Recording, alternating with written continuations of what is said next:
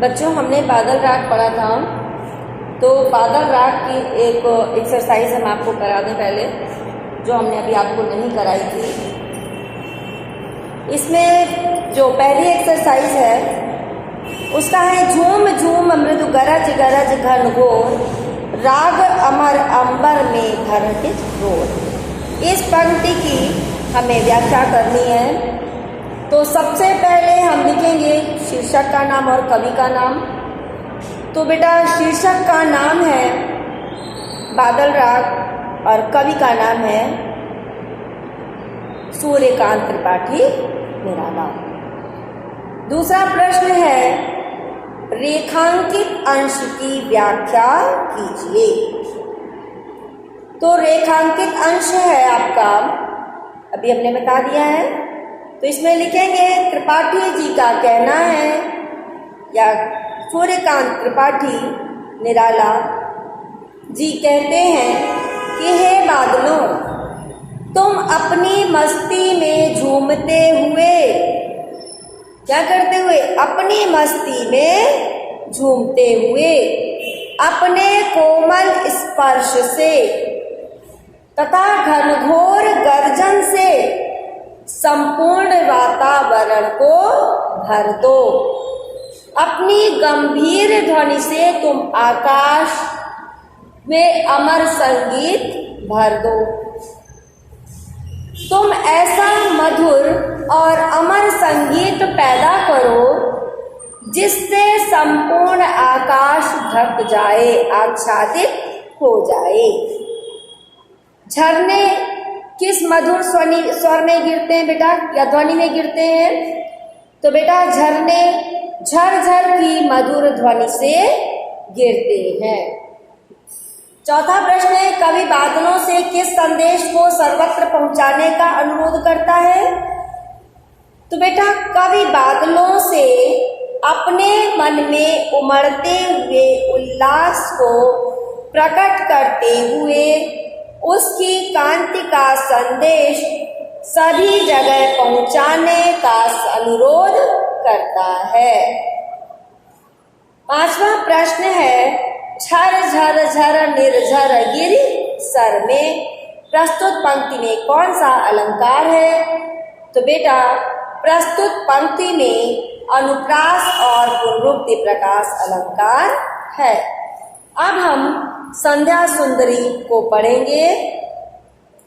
तो संध्या सुंदरी में कवि ने संध्या का मानवीकरण किया है। संध्या माने जानते क्या होता है? शाम।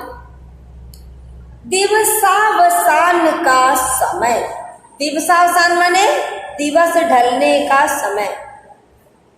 मेघमय आसमान से उतर रही है। मेघमय माने बादलों से ढके हुए, बादलों से युक्त, आसमान से नीचे को उतर रही है। कौन?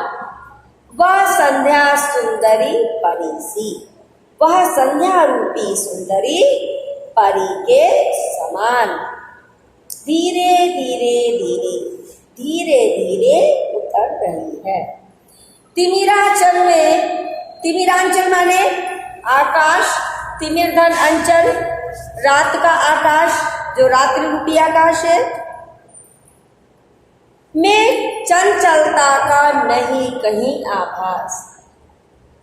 आकाश में या संपूर्ण वातावरण में कहीं भी चंचलता का कोई आभास नहीं है, कहीं भी हलचल दिखाई नहीं दे रही।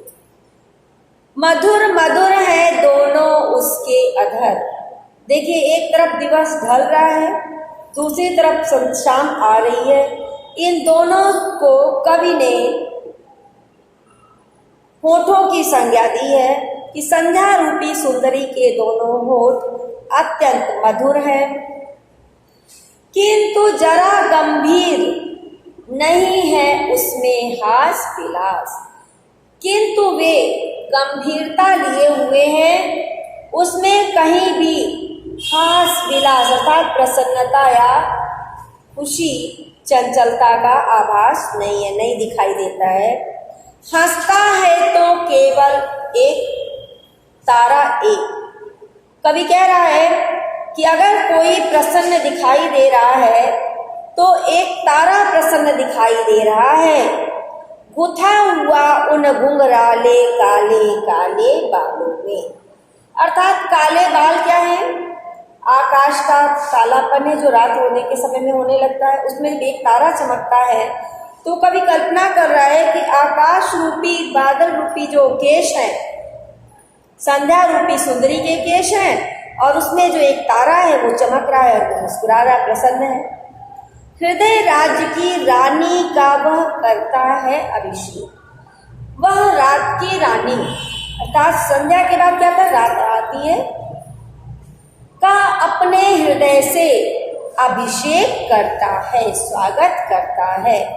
अब इसका हम अर्थ पूर्ण रूप से एक बार देख लें।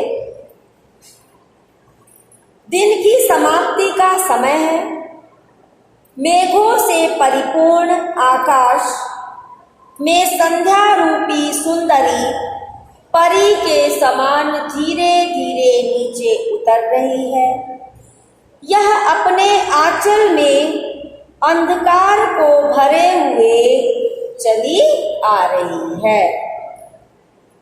अंधकार को भरे, बेटा शाम के बाद जैसे जैसे रात होती है तो क्या होता है, अंधकार गहरा होने लगता है। संध्या के आगमन के साथ साथ धरती पर पूर्ण रूप से अंधकार फैलने लगता है। अंधकार से भरा हुआ आंचल एकदम शांत है, अर्थात संध्या के समय वातावरण एकदम शांत हो जाता है, उसमें चंचलता का जरा भी आभास नहीं मिलता है। संध्या रूपी सुंदरी के दोनों होठ मधुर हैं, किंतु उसकी मुद्रा गंभीर है। उसमें हास्य विलास प्रसन्नता जैसी चेष्टाओं का पूर्ण रूप से अभाव है। उसके काले बालों में, उसके अर्थात संध्या रूपी सुंदरी के घुंघराले काले बालों में गुथा हुआ एक तारा हंसता हुआ दिखाई देता है। वह तारा ऐसा प्रतीत होता है मानो अपने हृदय राज्य की रानी का अभिषेक कर रहा है, उसका स्वागत कर रहा है। अलसता की सी लता किंतु कोमलता की वह कली, सखी नीरवता के कंधे पर डाले बाँह, छाह सी अंबर पथ से चली। नहीं बजती उसके हाथों में कोई वीणा, नहीं होता कोई अनुराग राग आलाप। नूपुरों में भी रुनझुन नहीं, सिर्फ एक अव्यक्त शब्द सा चुप चुप चुप है गूंज रहा सब कहीं। अब देखो बेटा यहाँ पे कवि क्या कह रहे हैं, तो हम लिखते हैं कि सूर्यकांत त्रिपाठी निराला जी कह रहे हैं कि वह संध्या रूपी सुंदरी अलसता सी लता मतलब आलस्य की लता के समान प्रतीत होती है, दिखाई देती है, फिर भी वह कोमलता की कली है। क्या है? कोमल कली के समान है कह सकते हैं, या हम कोमलता की कली कह सकते हैं।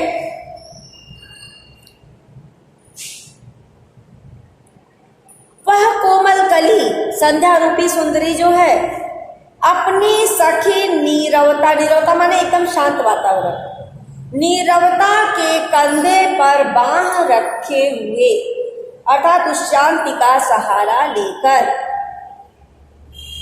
आकाश मार्ग से अदृश्य रूप से, देखिए कोई उसको आप समय नहीं पकड़ सकते हो ना कि एकदम से आ गई, धीरे धीरे आती अदृश्य रूप से उतरती चली आ रही है। ठीक है, उस संध्या रूपी सुंदरी के हाथों में कोई वीणा नहीं है, कोई वीणा नहीं बजा रही, अर्थात कोई मधुर स्वर नहीं कर रही है वो, और ना ही प्रेम का संगीत और आलाप सुनाई दे रहा है। उसके नूपुरों में अर्थात संध्या रूपी सुंदरी के पैरों में जो घुंघरू है उससे भी रुनझुन ध्वन सुनाई नहीं पड़ रही है। संध्या रूपी सुंदरी, कोई सुंदर स्त्री अगर आती है पैरों में पायल है तो छमछम की आवाज आती है, झुनझुन की आवाज आती है, लेकिन संध्या रूपी सुंदरी के पैरों में नुपुर है, उससे कोई ध्वनि नहीं सुनाई दे रही है। तो बेटा प्रस्तुत पद्यांश में भाषा परिष्कृत खड़ी बोली है, अलंकार, मानवीकरण, रूपक, विरोधाभास, पुनरुक्ति, प्रकाश और अनुप्रास है, रस श्रृंगार है, शब्द शक्ति लक्षणा है, गुण माधुर्य है। और इसमें अगर आपको कोई चीज नहीं आती है तो आप मुझसे पूछने के लिए स्वतंत्र हैं, ऐसा कुछ नहीं है कि आप नहीं पूछ सकते हैं। एक इसमें भी आपकी जो व्याख्या है उसको हम देख लेते हैं एक्सरसाइज के साथ साथ। उपर्युक्त गद्यांश के पाठ और लेखक का नाम लिखिए। तो बेटा पाठ का नाम फिर वही बादल राग और लेखक का नाम सूर्यकांत त्रिपाठी निराला।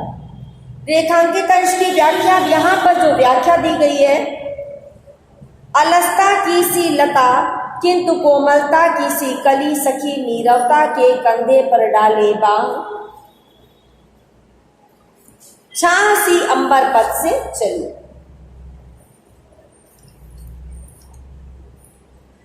इसकी व्याख्या है कि त्रिपाठी जी कहते हैं कि यह संध्या आलस्य की लता पर, आलस्य रूपी लता पर लगी हुई कली के समान है।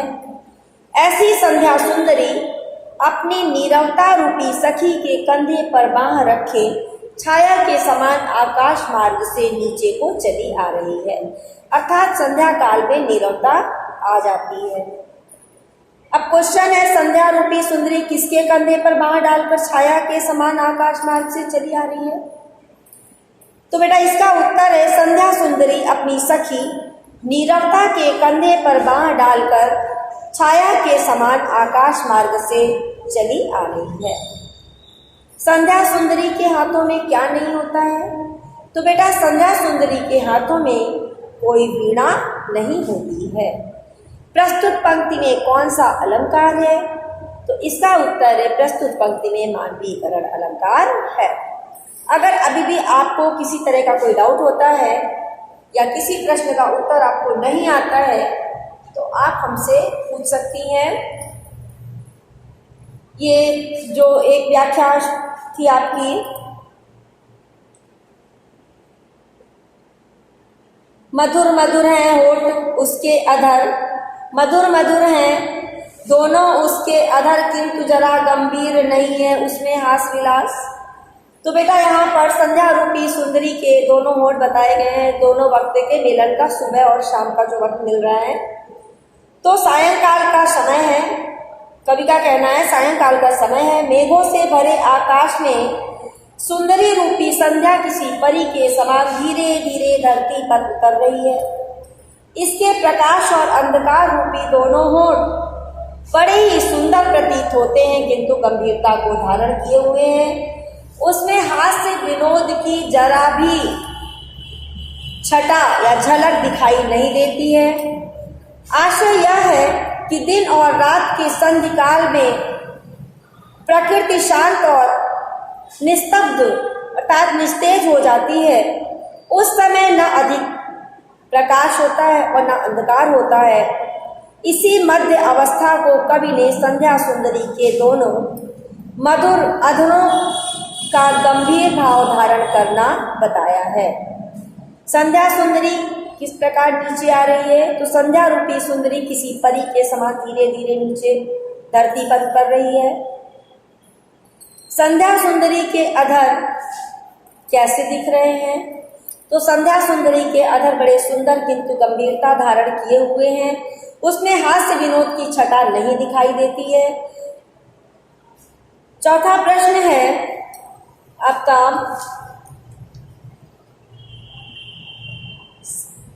पांचवा है सायंकालीन अकेला नक्षत्र संध्या को किस प्रकार शोभा प्रदान करता है। तो बेटा सायंकालीन अकेला नक्षत्र संध्या को किसी परी के केशों में गुथे हुए रत्न के समान शोभा प्रदान करता है। Thank you.